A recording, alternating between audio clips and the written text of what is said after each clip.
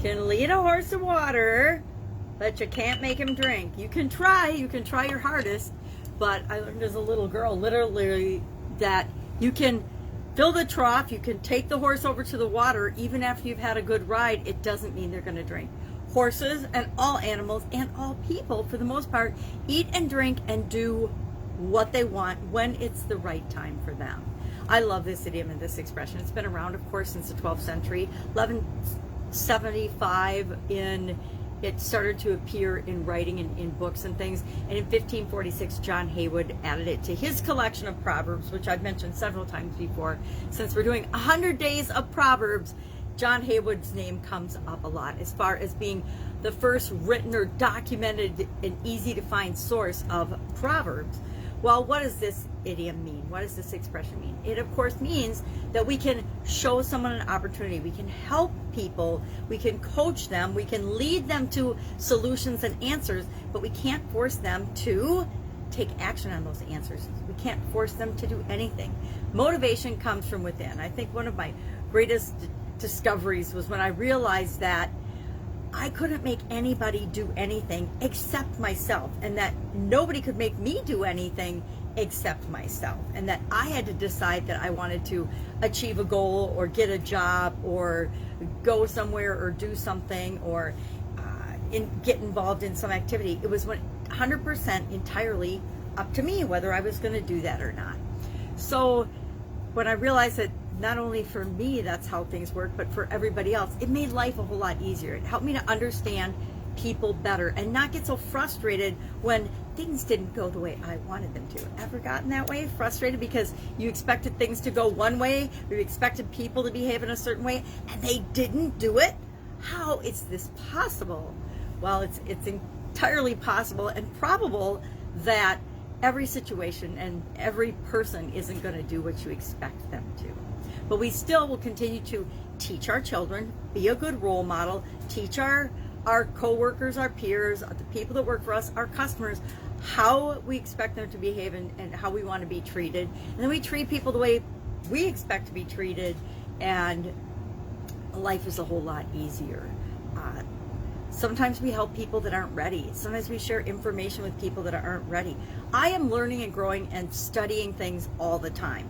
It doesn't mean I apply them immediately. I apply them when it's the right time for me. I actually take action on things when it's the right time for me.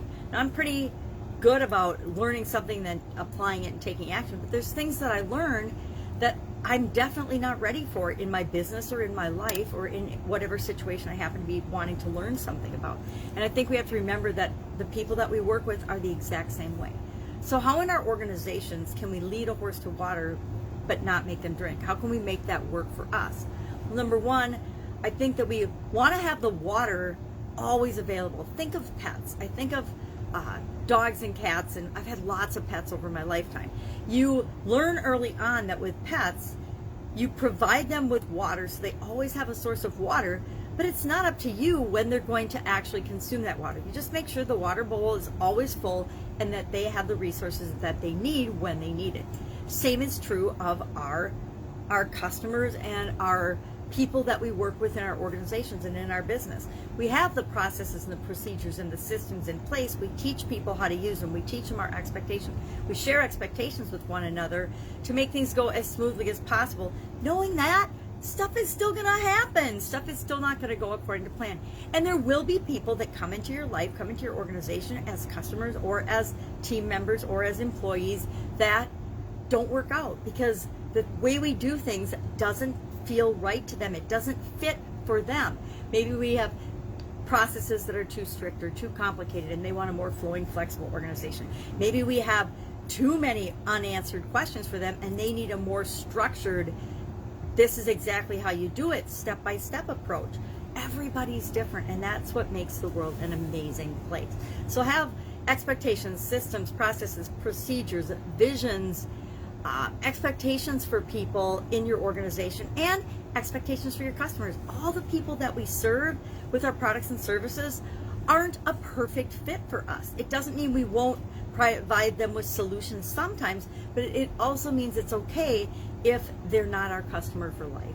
We always want people to come and be our customer and be our repeat customer, but we're not the perfect fit for everybody.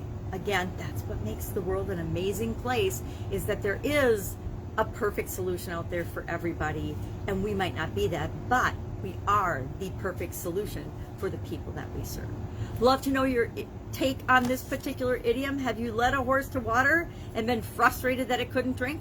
When I was younger, I used to get really frustrated because I would set things up and do things and plan things and expect things to fall in place. And sometimes they went according to plan, but the vast majority of the time, things got messed up or didn't go exactly as planned.